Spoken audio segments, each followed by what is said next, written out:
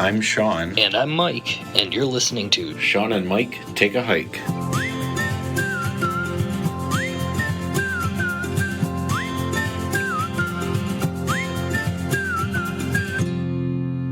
All right, welcome to another episode of Shawn and Mike Take a Hike.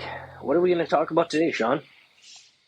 Okay, so today I thought we would talk about first aid, like the essentials. Not like Okay. all first aid. We're not talking like setting broken bones and stuff like that, but like first aid kit, what are the things that we should bring in, and we don't know nothing about medical stuff, first aid kit, if that makes sense. So what we should be taking for as like the bare minimum to get you through some minor injuries, right? If they were to happen. So right, because like you and I, our first aid kit, like even as new as we are, our first aid kit has like evolved over the trips we have taken over the years. Yeah. Because we started out with like a big first aid kit. Yeah. And then it was like, yeah, this is too much. And so we've kind of like whittled it down to just the things that we think are essential. So I thought we could maybe pass that along to So what listeners. I'm seeing as a theme from all of these episodes as we keep going is, and I don't even know what number we're on yet. I don't think we're to 20 yet, but no. But I'm pretty sure the theme is that we started out way overpacking. I knew that's what you were going to say. Yes, we did. I mean, in a lot of ways, we way overpacked, and that's why we started this podcast, right? Because, like, okay, again, back to like the original thing is, you read all these things, but there's no. What's a good way to put it? Like, there's no, like, middle of the road. Like, hey, can I just go out and have fun for the weekend? Right. Like, nobody is saying, if you just want to go have fun for the weekend, take this stuff, you should be fine. Right? Right. And, like, okay, and to bring it back to what we're talking about this episode, so first aid kit. This first aid kit is not going to solve all the world's problems, right? Like, I mean, if you get a compound fracture, or you have a bear attack, or you have... I mean, we don't have these here, but let's pretend you get, like, stung by a rattlesnake. Not stung. What's the word? Bit by a rattlesnake. We don't have them here. I'm not sure how they do it. But, you know, like, this is not going to take care of those, but this is going to take care of, like, your basic first aid. Yeah. You have a boo-boo out on the trail. Maybe even something slightly more dangerous than a boo-boo, but not anything life-threatening. Right. Because I remember you and I talking, like, a year ago, give or take, maybe a year and a half ago. Yeah, probably. And we kind of said, like, look, here's the bottom line. If things go super sideways, neither one of us is qualified to do, like, crazy medical stuff. We are not medically trained. We're not medically trained. And that's the thing. And most people are not medically trained. Right. So why do I need to take, like a sewing kit to suture you up? Like, I'm not going to be able to do it. I'm not going to do it right. I'm not going to do it effective. I'm probably going to make things worse. Well, yeah, I was just going to say, you could do more harm than good if you don't know what you're doing and you try to do the wrong things, or trying to do the right thing, but you're making matters worse. So then why am I even bringing that stuff, right? I mean, that's the whole thing. So, yeah. So our first aid kit has pared down from what it originally was. Well, and I think realistically, originally we had a gallon bag size one, and now we have a quart bag size one. Yeah. I mean, realistically, if you get into the more, I mean, I guess we're kind of jumping ahead, but if you were to get into a more serious injury or more serious thing, you can use things out in nature as a makeshift splint or a makeshift, like, whatever. Right. Or you could use an article of clothing as a makeshift whatever. Right. So there are ways to do it and do a little bit more. Is it the most sterile? Is it the most clean way to do it? No, but you're doing it, and you can worry about the cleanliness later. So, well, for sure. And for my 2 cents, and again, we're kind of jumping ahead a little bit, but for my 2 cents, instead of taking up the room in your bag with, like, every first aid thing under the sun that you're not going to use, take up that space with an emergency beacon. Yeah. Take up that space with, like, a GPS communicator. Yep. You know what I mean? Like, because Yep. realistically, I don't know how to do most things. I barely know how to do CPR. That's kind of embarrassing to admit, but like, I took CPR 2, 3, maybe 4 years ago at this point. Yeah, it's been a while for me. So, you know, I kind of know how to do CPR, but like, I don't really know how to do it. I've never done it in real life. Right. I don't know how to set a bone. I'd probably how to pass out trying, so. Right. So, like, if it got that bad, Yeah. where I needed a real doctor. I mean, I need real help. we have I'm said, not doing it. We have said, I mean, I'm hoping it's jokingly, but we have said, like, I'm just digging a hole and leaving you there. Like, I was mostly joking. Right, mostly. Yeah. Every time we go, Right. we make sure the life insurance is paid up so my wife is not left stranded. And look, here's the thing. If I get attacked by a bear, I hope I fucking die. That's an awful thing to say, but like, I don't know. You'd get to go on the Today Show. I don't want half of my skull hanging off and you like dragging me to safety. Mm-mm. I'd be calling somebody and we'd be getting your ass airlifted out of there. I ain't dragging nobody. Realistically, you ain't calling somebody anyway. You're just gonna keep walking. Right. I'm just gonna set my pack down. Like, nope. He was dead when I left him. Nope. I mean, I hate to joke about that because, like, there's people that have had that real life things, and it's not funny. Like, it is scary. It's a real thing, but yeah, sadly, I mean, awful. Not sadly, but like, fortunately for us, we don't have that treacherous of terrain where we're at in Michigan. The Porkies there was some sketch. I think Picture Rocks had more sketch than the Porkies. That's true. Did. Yeah. There was the risk of like falling off. There was a couple of spots where it was like, yeah. And if you fell off, you're in Lake Superior. You were crashing. Where we were at, a lot of the times it was you were just falling on rocks. Yeah. So, yeah, you were, okay. So, yeah, I guess there is some sketch in Michigan. That's getting a little bit off topic. Anywho. So, anyway, so the whole point of this, what I thought we could talk about today is, let's pretend you're a beginner backpacker, which you and I pretty much are. Well, isn't that what this podcast is for? Well, I think so. So, let's talk about, like, I thought we could do a basic rundown of what we take in our pack. Yep. Is our basic first aid kit. And then kind of talk about some things that you and I think we should pack that we haven't yet. Yep. But that are probably good ideas and we probably should start doing. Yep. And see where that gets us. Yeah, because we've been thinking and looking into things and found some good ideas that we're like, never thought of that. And found some things that we've taken in the past and we're just like, we're really, if it comes down to that, we're not doing that. Like, so, I mean, we've had the conversation, joking, not joking, but like, we've had the conversation of just like, if it gets bad enough, we have the similar mindset, Shawn and I, and this is why you don't hike alone unless you're really experienced and know what you're doing. We don't hike alone because if something were to happen, I can set my pack down. Shawn is injured. He can stay with the packs. I can walk a lot faster and farther without a pack and go get help or go get cell signal. Absolutely. So, joking, not joking, we do say, well, I'm just leaving your ass behind, but that's the leaving your ass behind. He's watching the stuff, probably in pain. I'll make sure he gets whatever care I can provide, and then go provide or go find the help that we can get in the backcountry. So, but yeah,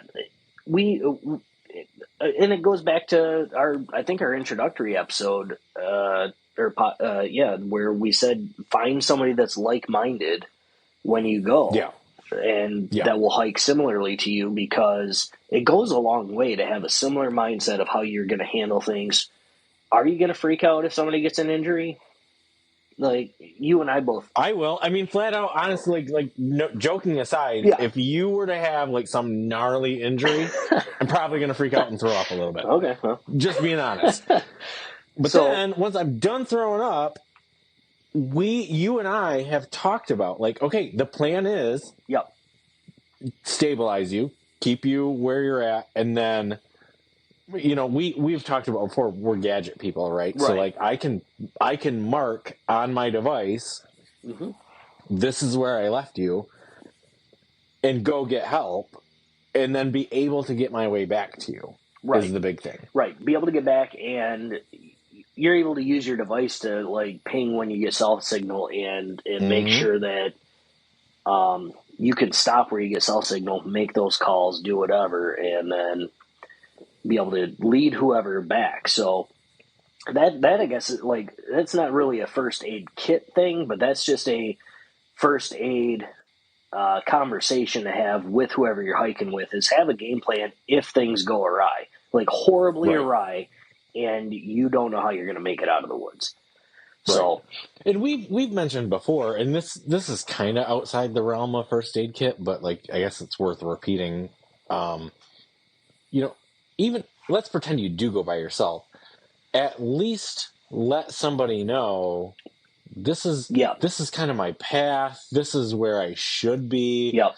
This is when I anticipate being able to check in. Yep. You know, at least have, if you're out there totally solo, have somebody that's keeping tabs on where you're supposed to be. We use an app that, I think I mentioned it before, that Footpath app that I can share with your spouse, my spouse, that this is today's path. This is where we're starting. This is approximately how long it's going to take. And this is where we're ending up. If we have cell signal, great. We're going to check in. If you don't hear from, we're going to be home on Monday. But if we don't come back on Monday, these are the days. Like you last heard from us on Tuesday or on Friday or Saturday. So this is the last time you heard from us. Well, okay, so Saturday you would have been here at this starting location, and you would have been walking here. So people know where to start searching for you.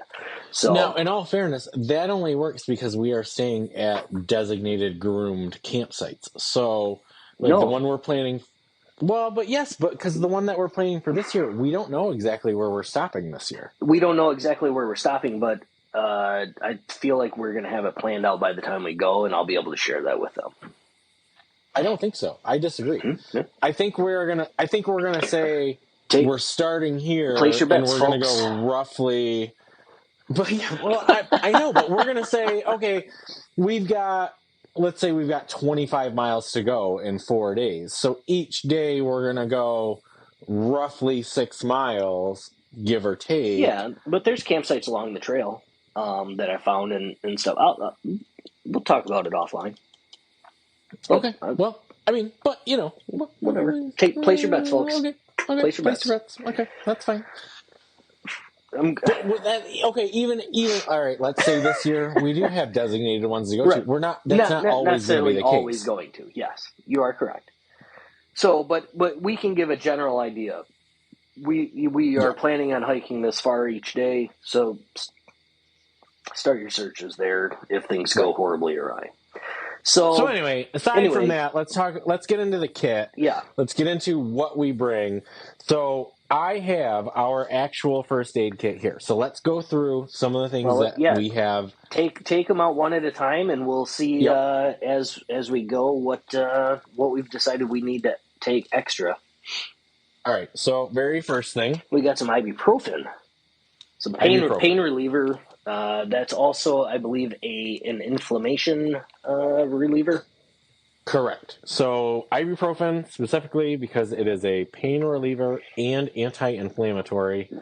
We bring that because it's like a multi-purpose kind of does all thing. Yep. You know, take something along those lines. I mean, ours is off-brand. It's a cheap one. It's a little tiny bottle. Hopefully you don't need it too much, but you know, I think you got something. I think you've used it more for hangovers than injuries. I probably have used it more for hangovers at this point, but in my defense, it is good to keep that to make sure that it is not expired. So it is good for us to go through it. True. Fair enough. So I am really, by using it for hangovers, I'm really helping to keep it fresh. Okay. I'm going to go along with that. I'll agree with that. On a side note, should we maybe put a piece of masking tape around that with the date that we filled it and the expiration date of the pills that we put in there, just in case we don't go through it? Can I tell you a secret? Okay. It's also the bottle that I take in my work bag, so we go through it and it's fresh. Okay, but an idea for those that don't do that. Yes. Maybe for anybody. Yes. It's not just you and me here. We have listeners, right? A few of them, anyway. Yeah, I think that is smart. I mean, although realistically, most bottles, or even let's pretend you even just had a couple of packets from the gas station or whatever, like the little travel disposable ones, they have expiration dates on them. So just before you go, make sure that the bottle that you have, make sure that it's not expired, right? Or even if you don't take a bottle, but you take like a handful of those little packets, that's fine too. Right, exactly. That's what I'm saying. So, like, whatever your method of keeping things fresh is, come up with a method to make sure that your medication is not expired. Yep. And, have it fresh. Ours is fresh, I promise. Close enough to being not expired. All right. So next out of the bag, let's take this out of the thing next. So that's going to be... And we've got an Ace bandage. Ace bandage. So we just have a cheap one. Yeah. Not name brand, not it's not an Ace bandage or whatever. It's like an elastic bandage. Yeah, exactly. So that's going to be good for your twisted ankle. Yep. Your sprained wrist if you fell that you want to stabilize. Or if you hurt him using trekking poles. Right. I mean, just your just have to bring that up, don't you? You're trying to make me mad at this point, I feel like. Yep. That's fine. but yeah, I mean, everybody knows what an Ace bandage is for. Yeah. It's, your basic sprains, your basic strains. You probably could make a makeshift sling out of it if you really needed to. Yep. Because ours is pretty long, so it's... The only thing, I guess, with the Ace bandage, I don't know if we take, because you're the keeper of the first aid kit, is that I don't know that we take any clips or... this one has Velcro. Oh, it does? Okay, so it's a self-Velcro. Okay. It's a self-Velcroing... So you have to use you always have to use the full Ace bandage, so never mind. Yeah, you got to use the whole thing. I mean, you could get the regular ones. I know the ones you're thinking of with the metal clips little gator teeth or whatever. Or safety pin or whatever, Yeah. So, I mean, whatever version you get, make sure you got a way to attach Velcro strap. So, okay. Right. Perfect. Right. So, so we got that. Next thing pulling out of the pack is, if I can get it out, an adhesive bandage. It's an adhesive bandage. Band-Aid, Coverlet, whatever your brand of choice is. Kind of the thought behind that is, like, everybody needs a Band-Aid every once in a while. Right? Everybody needs a good fake cry. If you get a blister on your foot, sometimes, just putting a Band-Aid on it will help. Any rubbing you have, I mean, I know I've come out of the woods and my nipples were raw because whatever. Oh, God, yes. So if just some Band-Aids just to save some of that rubbing, or if you, heaven forbid, get a small cut or something that just you need to stop a little bit of bleeding or keep some infection out. So that's the thing. I mean, keep some small cuts, some blisters. I think are the big thing that we take the Band-Aids for. But realistically, if you cut yourself, you want to keep some of that dirt out because we've talked about before. You're not real clean out there, right? If you want to try to keep some of that dirt out of that, then you've at least got a Band-Aid you can put on things. Sometimes Band-Aids just make you feel better just because they're Band-Aids. So I always have an emotional support Band-Aid. Every now and then you just need a Band-Aid. Like, look, let's be honest. I'm not going to say I've never put a Band-Aid on just to make it feel better.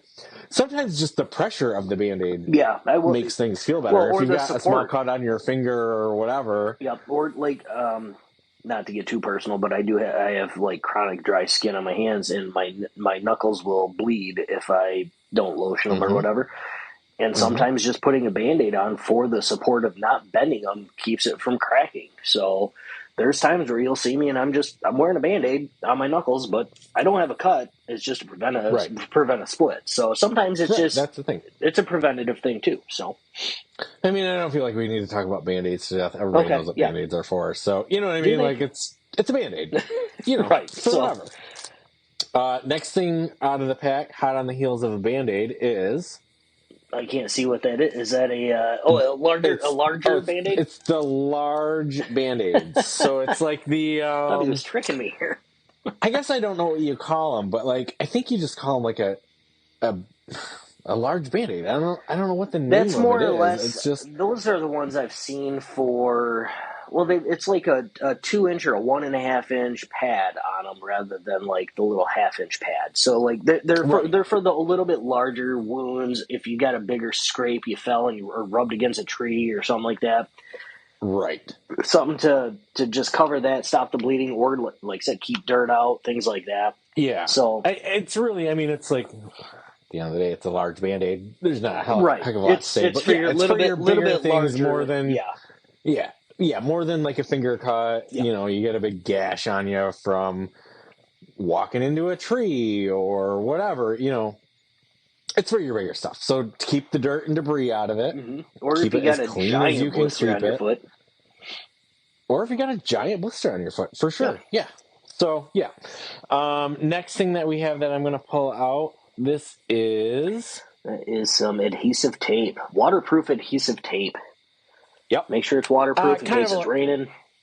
Kind of along the same lines, you know. You got some of these. Sweating.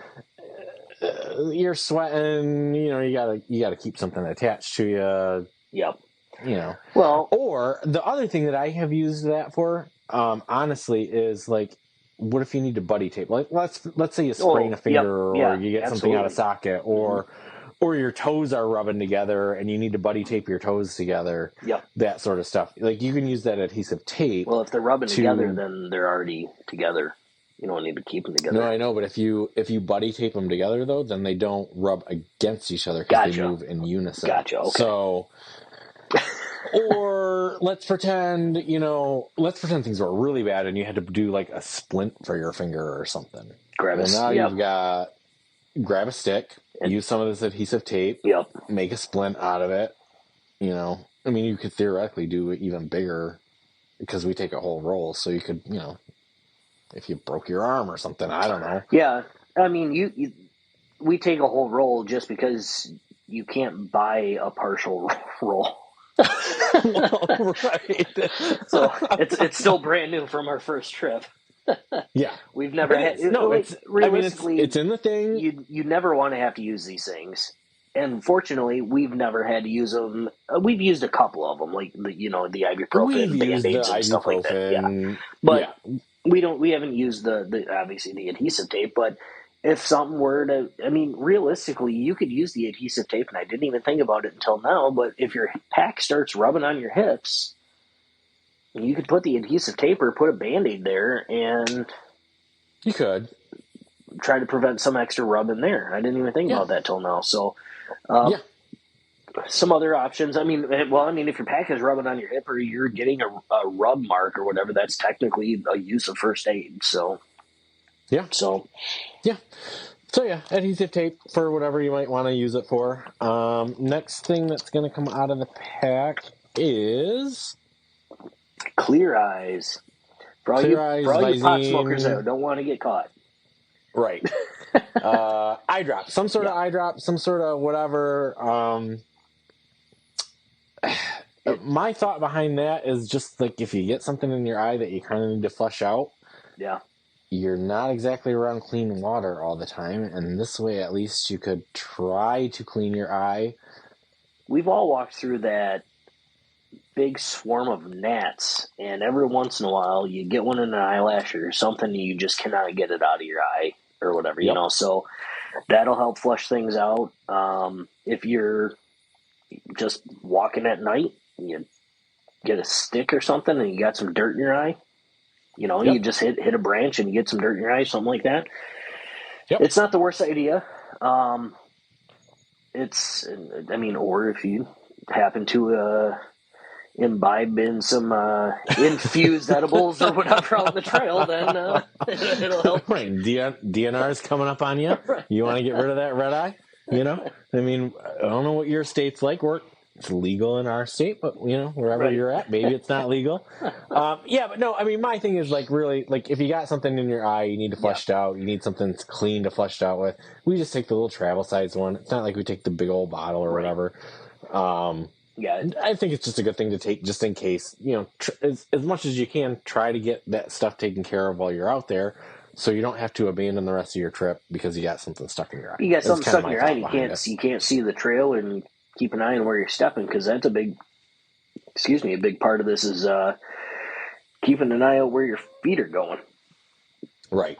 So all right. So next thing out of our first aid kit, we have Benadryl. Well, they're not Benadryl brand. They're liquid allergy gels. Okay, some kind of antihistamine. Some sort of antihistamine, right? Like you got your insect bites, your allergic reactions to something you come across on the trail. Heaven forbid you come across poison ivy, poison oak, something along those. Exactly. Yeah. Whatever you could be allergic to, you're going to want some sort of like antihistamine to help with that allergic reaction. Some people are just allergic to nature. Some people are allergic to nature. And one thing, kind of to glob onto the back of this, that you and I do not take in our kit, but maybe it is worth mentioning, is we don't take an EpiPen. Neither one of us have severe allergies that would require an EpiPen, but I would hope anybody that has severe allergies that is out make doing sure you're this taking would know that. how to prepare I think for that would fall under personal medications. Anything that you need to take on a daily for your personal health, anything. I mean, I know I'm on a whole salad of pills, so anything you need to take on your regular, make sure you take those out in the backcountry. Just because you're on vacation in the backcountry doesn't mean your body stops doing what it does. So make sure you're taking that. Excellent point. So we don't put, you and I don't put in our quote unquote first aid kit, we don't take personal medication in that. Right. But I carry my personals, you take yours. Kit, well, exactly. The last couple of trips, just in case, you have had one of mine and I have had like a day's worth of yours and you've had a day's worth of mine. That is true. So that is true. And that's just good practice. Not specifically related to first aid, but Mike and I kind of decided, I don't know, a couple years we've been doing that now, where we'll take each other's pills, a dose worth or 2 doses worth, depending on how often you need to take something. My pack gets dumped or whatever, and I lose them. Something, God forbid. I mean, what if I don't know. I mean, in worst case scenario, to prevent you from going over a cliff, you had to drop your pack or something. You know, I mean, I don't know. Like, these are crazy situations that hopefully would never happen, but that way, if it is just the two of us, at least you have a backup for some of that medication. If it's something that you can't miss. If it's not that important, maybe not worth doing all that. But if it's a pill that you have to take, or you're diabetic, maybe you need insulin, or you're, whatever the case may be, if it's a pill you absolutely can't take, well, maybe have your hiking partner take an extra one for you. Yeah, if you can't miss it, make sure that you have a backup plan just in case. Hopefully, it never, again, all of this first aid stuff is hopefully you never have to use it. It's just always a good idea to have on hand. I don't know if you have this in our pack because I haven't looked at ours in a while, but on the same topic of the antihistamines would be something like a topical antiseptic or like a hydrocortisone cream. So I actually have 2 creams. So the next one, we'll get to that one in a minute. The next one I was going to talk about is we also take a Benadryl cream. We take a Benadryl antihistamine type pill. We also take a Benadryl Yeah, type. I mentioned the poison ivy, travel-sized. poison oak. That would be more useful for Right. it. This Yeah. is a topical version, your insect bites, your whatever like that. But globbing right onto the back of that is we do take an antibiotic ointment also. So those are the 2 ointments that we take. Actually, we take 3 ointments. We'll get to the next one in just a second. We take them way more than I even thought we took. Well, but they're all small. So it all is travel size stuff. It fits in a quart size Ziploc. It takes barely any room. You said it before. What was that last one you just showed there? To use. This is the antibiotic ointment. Okay, so that's going to be more like your to keep like a cut sterile or something like that to help keep germs out. It's going to be for minor cuts, scrapes, burns, whatever. You get a really wicked blister that you maybe want to keep clean, right? Okay, that sort of stuff. That's going to be your antibiotic, right? Yep. Like, I mean, it's going to be your. We just glossed over it. I just wanted to make sure to get that out there. Just in case. Yeah. Yep, antibiotic ointment. So just like off-brand, cheap little travel size. Some people might know it as like a Neosporin. We're not a sponsor. Neosporin, I think, is the brand name. But right, exactly. And then the other one that we bring diaper rash cream. So, which I didn't know. I didn't know until just a few minutes before recording this. I told him I really could have used it because I've had. It's rubbing in areas. Not specifically first aid, although could turn into first aid. Oh, yeah? I have used it. You get a little bit of thigh rub going on. You talked about it before, but you get a little bit of that nipple chafing going on. I mean, there's times where you get enough rubbing going. You think you're going to start a fire, so... That's the thing. So we bring the diaper rash cream just in case you got rubbing going on somewhere. You gotta get a little bit of something going on to fix that. Yeah. So that you can keep going. You don't take up push much through. It don't take up very much weight. Up to you whether you feel like you need to bring it. We bring it in. We bring it. Like I said, a couple of these things I didn't know we were taking. Shawn is the keeper of the first aid. I don't know if we should both take a first aid. I mean, like you said, if I drop my pack and you've got my pills, but if I lose my pack and I have the first aid, then we're just without first aid. But I feel like we could also bail, right? Well, like you if could that also happened, bail. and nobody's injured, you don't got anything major. I feel like we could bail. Yeah. Okay. I mean, the same. That's kind of my thought. On the same thing. Like my pack has my tent, and it has a lot of my stuff that I would need to keep going anyway. If I lost my pack, we'd have to bail. Yep. So that is everything that I keep in the specific quote unquote first aid bag. Oh no, I have one more thing that I keep in the quote unquote first aid bag, and that is the iodine swab stick. Oh, yep.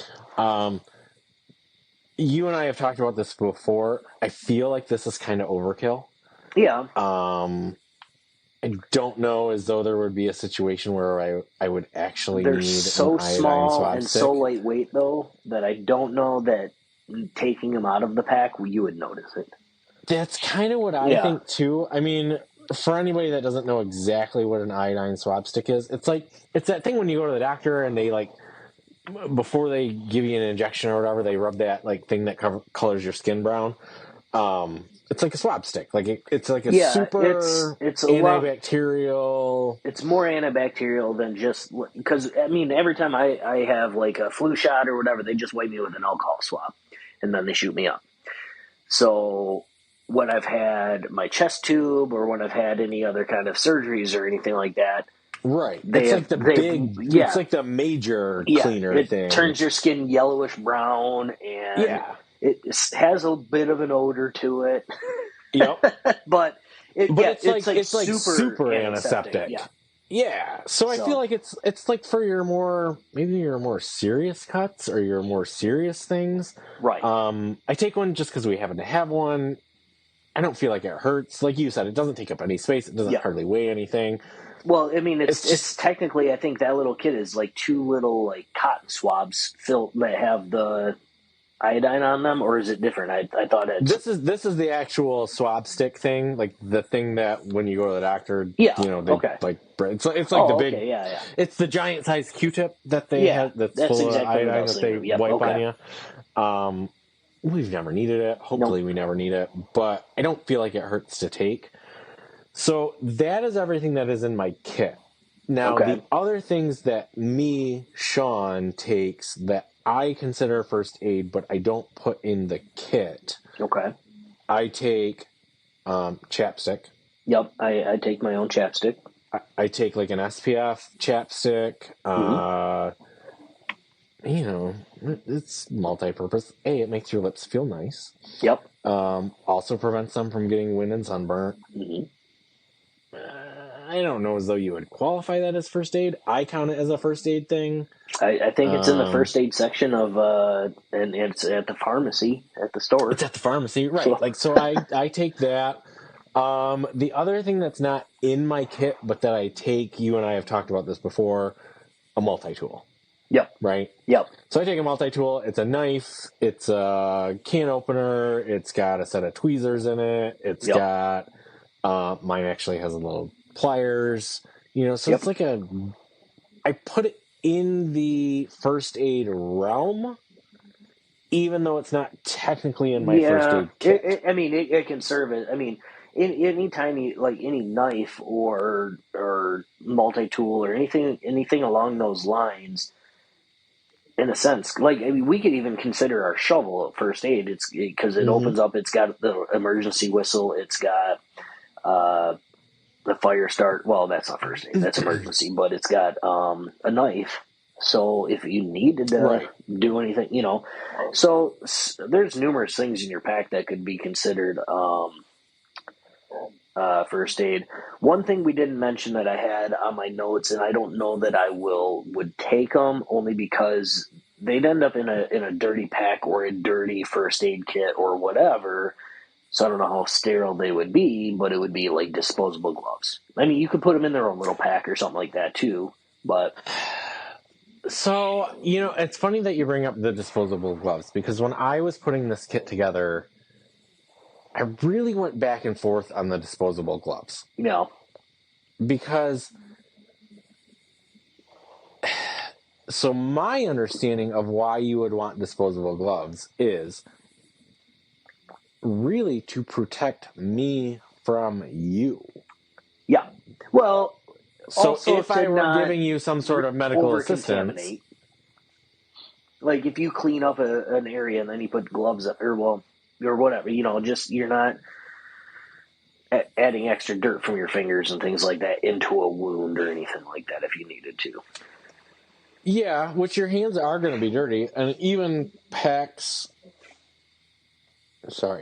gloves in a pack in a Ziploc bag are not probably sterile. going to be cleaner than my. Well, they're probably going to be cleaner than my hands, though. Yeah. So not the worst idea. I don't know, because we take out probably more hand sanitizer than we need. Well, that's true too. So we didn't even talk about hand sanitizer. Sanitize your hands with hand sanitizer. Sanitize the wound with your iodine swab or your sterile pack. Yeah. Or anything.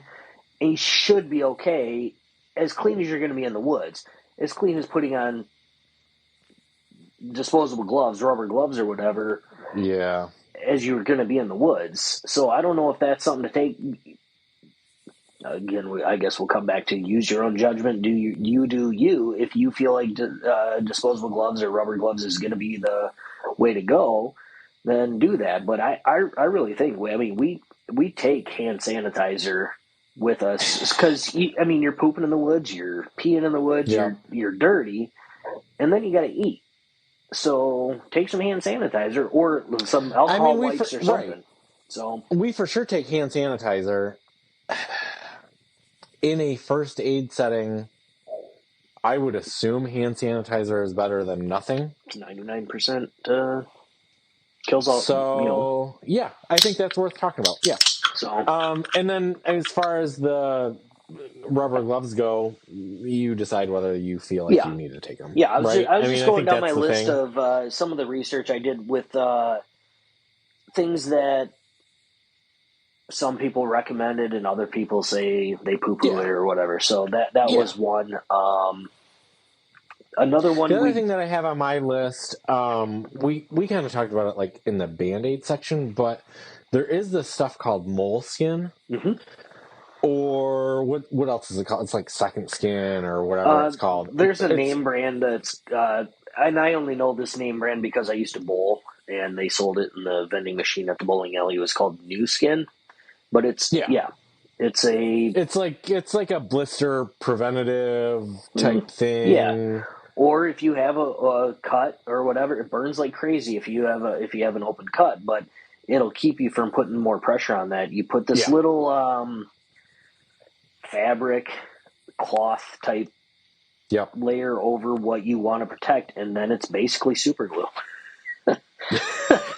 I mean, realistically, that sounds wonderful. Like I said, it burns like hell if it's an open wound or whatever that you're covering, but it works. But if you have blisters bad enough, that's the thing. It does work. It works. So I feel like that should be mentioned in the realm of first aid, because like that's one of your common injuries, right? Is going to be blisters. So we take the Band-Aids. We don't take the moleskin or the New Skin or whatever. Yep. You could probably take both, realistically, and then use whatever one works for you. Well, yeah, if you've got multiple days coming up and you're like, oh, a Band-Aid's going to be just fine, then you put a Band-Aid on and you go 4 miles and you're like, it's not just fine. You could try the New Skin, and then if that's not working, you maybe try both. I don't know. But yeah, there's not every situation calls for the same game plan. So right. The other thing that I take as part of the multi-tool, which I think my recommendation is to take a multi-tool, but if you're not going to take a multi-tool, they're heavy. So if you don't want that weight. Well, but I take a Swiss Army knife, and like that's in my everyday pocket regardless. Yeah. But if you're not going to take that, so we mentioned tweezers, we mentioned the small knife, but scissors are kind of important. Yep, I've got that on my multi-tool. You need to cut something, whatever, like, so if you're not going to take the multi-tool, maybe take some sort of small scissors that you could cut things up with. Like, you're not doing surgery out there, but you might need scissors for various things. So the one thing that we didn't really mention is sterile gauze pads or some kind of adhesive, not adhesive wrap, but some kind of a bandage wrap other than an ace bandage, like a gauze pad or something like that. That is on my list. We don't take it, but so if you needed to cut that, like if you wrapped your wound. Do I not know what that is? Do I not understand what you're talking about? Like gauze wrap or gauze pads, so they do sell like little packs. Basically, a gauze pad is the pad of a Band-Aid without the Band-Aid. So okay, but I feel like we don't need to take that because we take the large bandage, and then if you needed to wrap that, we have the ace bandage that we could wrap that and attach it with. What I was saying was that we don't take this, but this is something that people could take is a sterile gauze pad or a sterile gauze wrap. So a gauze wrap is that material in a wrap form that you would wrap. Oh, yeah, okay, I know exactly what you're talking about. So if you didn't want to waste the whole roll, you could use your scissors to cut that. Scissors, gotcha. Yep. Okay, yep, I understand what you're talking about now. Yep, that's a good recommendation. Yep. So I feel like we have things that could be used instead of that, so we don't need to double up. Really, here's another thing. If you need a knife or you need scissors, if there is an injury, heaven forbid, it's bad enough and you need a tourniquet or you need to put extra pressure on something, you end up having to cut a shirt. You have to cut something. You got scissors or a knife to do that. True. So, and we... I think take a knife. Yeah. I mean... But the other thing what I was going to say is, what I've looked into it multiple times, is should you take an actual tourniquet just in case? And everything that I find is basically no. And we have fallen on the lines of no. Our decision is if things are that bad, I'm going to use my belt and stop. That's what I was going to say. Do I not know what a real tourniquet is? Because I just think it's like a belt. Realistically, I believe a real tourniquet is what you see people shoot up with. Is like the rubber. The rubber thing, Yeah. like that. Okay, gotcha. All right, So, like you would have when you go give blood or whatever. Yes, I went with shoot up. You went with shoot up. We have different points of reference. Got it. Okay. So that's an actual tourniquet. But okay, got it. You could use a waistband of your shirt, or you could use your belt, whatever. You get some pressure and a stick and wrap that shit up and stop the bleeding. Set your pack down. Say I'll be right back.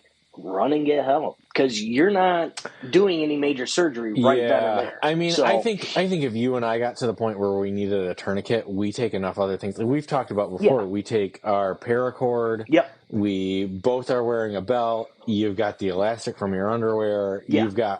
I think we have enough things. You got to Boy Scout the shit out of it, type of a thing. Pretend like you're MacGyver. Yeah. Come up with something.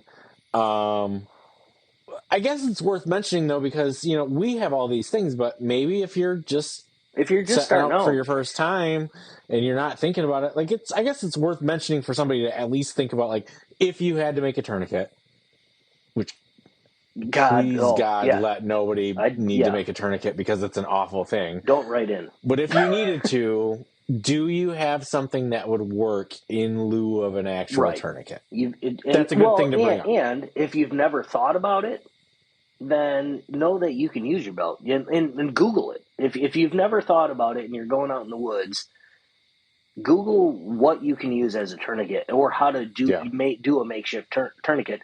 You can use a little bit of fabric and a stick and just wind that stick around the fabric, and that will keep tightening it and tightening and tightening it. Use some of that tape or use another piece of fabric. I feel like I could use my shoelaces if I needed to, right? Absolutely. There's so many things. Life and death, I feel like you could do that. I mean, it would not be a pretty one, and it would probably not be great, but I feel like it would be better than nothing. If you've never thought about it, and then that situation comes up, then you don't know what to do. So it's better to think about it ahead of time, and then you have a somewhat of a mindset game plan. So okay, I like it. Yep, I'm on board. The other thing that I have in our, I hate to say this, but sometimes I bring it and sometimes I don't, because sometimes I forget to pack it. But I do have an emergency blanket that I pack once in a while. And I don't. I kept feeling, after doing all, looking into all this, I feel like I should. They're lightweight. Yeah, they're super lightweight. They're tiny. They weigh nothing. Yeah. I do have one that when I remember, because it's my dual purpose one. It's my truck one that I am supposed to remember to put into my backpack when we get there, but I do not always remember to put it in my backpack before we set out. Okay.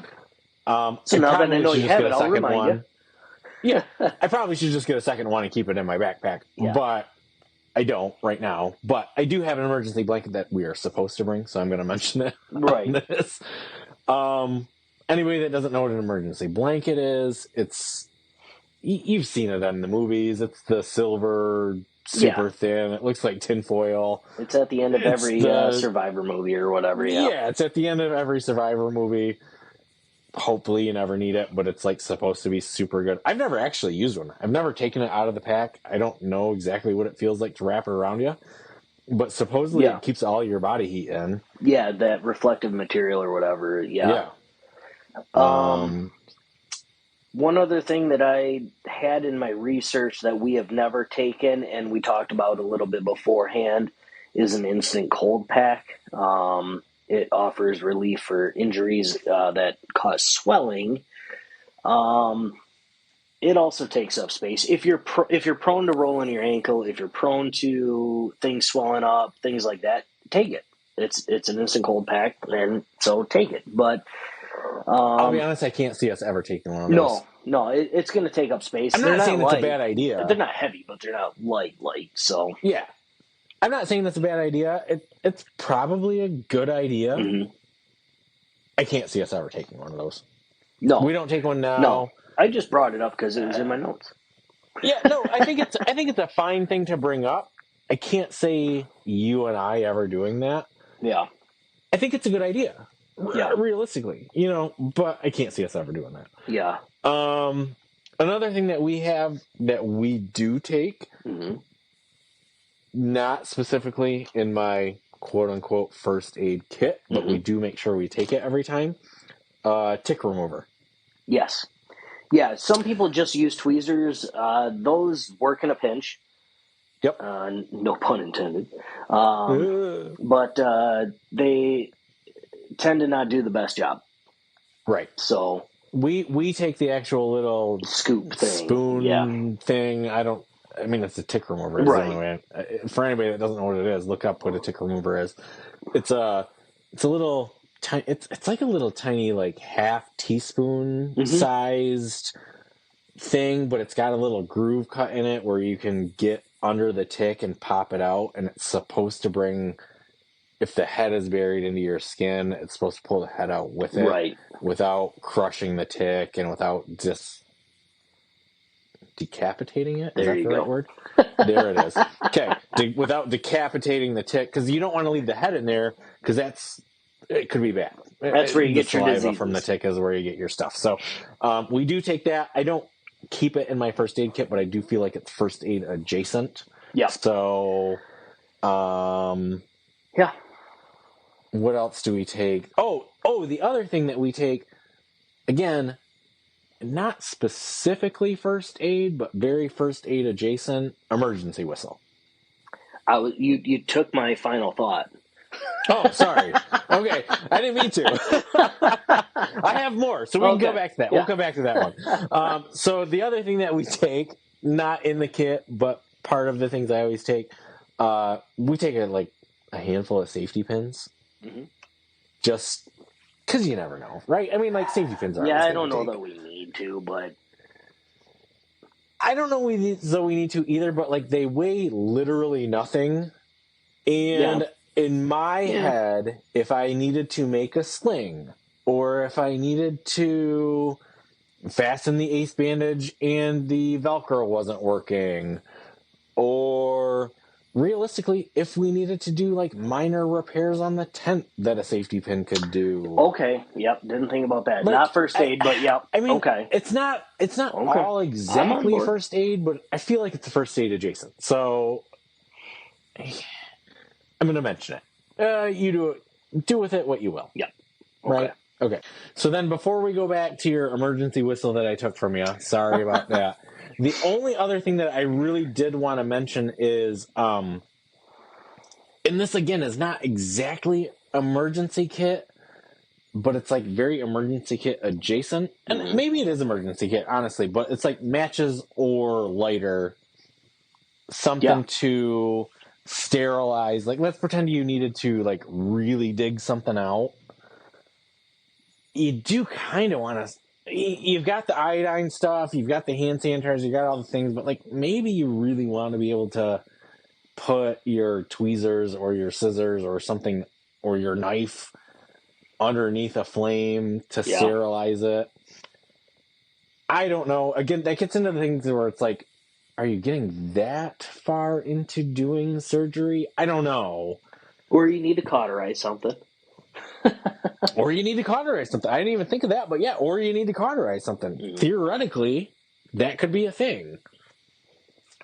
Or you need to set up a smoke signal, or you need to... I don't know. I just feel like matches or lighter should be included in this list. So, I thought of something else as my one last thing or final thought. So, we can talk about the emergency whistles. I can't call it that. I know. I've been doing so good. So the emergency whistles, though, what I was going to say is just that if things are super bad, you do have to leave your pal behind.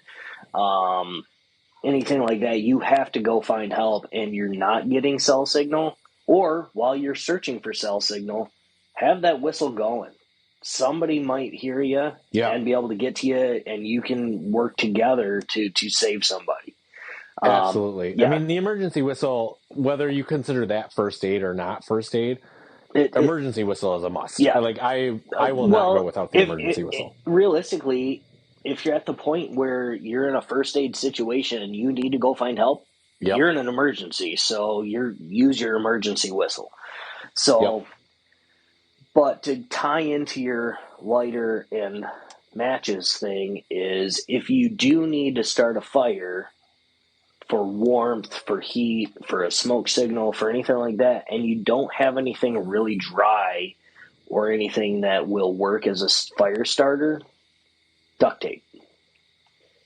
I didn't even think of duct tape. For sure, that should be included in the list. Duct tape will start on fire no matter what. It's not great for the environment, so don't just use it as your everyday fire starter, because it's plastic and glue and all this crap that's not great for the environment. But small doses, it does not take a lot. We tested it out. We had a bunch of ticks. We used duct tape rolled up backwards on our legs. We can get into that in another episode. But we had a bunch of ticks and some duct tape, and I was just like, well, I'm going to set it on fire, make sure them things die, because I hate ticks. And so I set it on fire, and just to test the theory out, because I've seen it done, but I've never done it myself. You take your basic Bic lighter, whatever, and that'll just catch on fire, no problem. So and I don't even think of that as first aid, but absolutely that's first aid, because realistically, you can use duct tape for a lot of shit, a lot of stuff. Yep. And we do take that every time we go. It's just not in our first aid kit. I didn't even think about that as a first aid thing, but absolutely that should be included in this list. Yeah. So good point. Yeah. They sell the smaller. You don't need to take your big Home Depot, big giant rolls of duct tape. You can go to just I'm sure Joanne Fabric sells their own version of duct tape. They're pretty little duct tapes or whatever. But they're all the same stuff, and they are all flammable. So and you can wrap it around something else. Like if you don't want to take the big roll, you can unroll it and roll it onto a little piece of dowel or whatever your thing is to make it smaller. But absolutely take duct tape. That is absolutely. That is for sure on the list. So that's pretty much all I have. Did you have anything else for you can get really crazy with first aid kit, but essentials, that's what we take. We have found it to be effective. Well, 95% of it we've never used. Right. And we were talking and we could go on and on, but we were talking about do you take the little I don't know what they call them at the doctor's office. I call them popsicle sticks. The tongue depressors, is that what they are? Yeah. Type of thing or whatever. Are you going to take those if you need to splint something or whatever? No, take it. Just use a stick. Make sure if there's a cut or whatever, then clean it as best you can. Maybe wrap tape around it and then the stick. But use nature for all you can. Don't carry all that stuff because you're probably not going to need it. If you do need it, the woods will provide. So right, yeah. Like you're saying, we don't take that. No. There's stuff you can use out in nature. Well, in all fairness, there's stuff we can use out in nature where we go. Yeah. So maybe if you're in the desert, you're in a spot that maybe isn't going to have things. I don't know. I talk about the desert like I know anything about the desert. I don't know a damn thing about the desert. I've been out in Red Rock Canyon. It's not the desert per se. It's just outside of, I guess it is because it's outside of Vegas. And Vegas is technically the desert, just I can't think of the word I'm thinking of. I don't know what you're trying to say. There's people there now. But so it was rocks. It was pretty much what I figured it would. There was rocks. There was no trees. There were some cacti, some different plants, things like that. So maybe if you're in that kind of an environment, take some of the tongue depressor popsicle stick things or whatever, just because you might not find something to use to splint something. Right. They don't. Yeah. Know the environment you're going into a little bit. Yeah. on what you can use or what is going to be at your disposal if you need to do, think ahead to like worst case scenario. Not that you want to like be super afraid to go out and do this sort of stuff, Right. but think about, okay, if things go really sideways, we've talked about this before. If things go really sideways, what are you going to do? It is worth thinking about before you go out there. Yep. You know? And our goal is not to scare anybody from going in the woods or going into the backcountry. I keep calling it the woods, but you're right. Like there are people that like go backpacking or into the backcountry where it's just sunshine 24/7. It seems right. So yeah. So know your stuff. I mean, we didn't touch on like. You could almost put in first aid, you could almost put water purification in there. We're not talking about that today because we're going to have a whole episode on water purification. We're not talking about hypothermia things related into this because we'll get into that in a different episode. Yep. We're not talking about, for the large part, we're not talking about like sunstroke type things because we'll talk about that in a different episode. But, depending on where you go, you might want to think about those things as first aid. If you're prone to sunburn and you're not going to be like, because where we're primarily at, we are shaded. Now, last year I did end up with a sunburn because we ended up on a beach. So, and my dumb ass took my shirt off. But we're not getting into all those like specifics because like those are kind of their own thing too. They could be incorporated into first aid, but we're gonna have like separate episodes on how to deal with some of that stuff. Like even insect repellents or like critter repellent things, like you could kind of lump that in with first aid, and we haven't really touched on a lot of those because we're gonna have our own episodes on those, but. Things to think about. So like if this is the only episode you're listening to, those are things you could think about as part of first aid. Well, and again, I guess on that note, if there's somebody that's listening to this and they're using us, God help them, but if they're using us for their advice and everything, which I guess not God help them, I hope they are, because I wish we would have had something like this to listen to when we first started out. If you are listening to this and you are just waiting for us to get to an episode because you're trying to plan a trip and you're trying to figure something out, drop us a line. We'll either respond to you and say, yep, we're working on that episode, or that'll be our next episode. So just, hit us up. If you have an idea or you are looking for anything that we haven't covered, or potentially we might not have even thought about covering it yet. We've got so much coming down the pipe that we have enough planned out, but we don't have any set schedule on what we're recording and when. So if there's something you want to hear and I want to hear our take on it, then we're happy to do it. And where can they reach us at, Mike? At Shawn Mike Hike on all the major socials. Not yet Snapchat. I forgot that's a major social.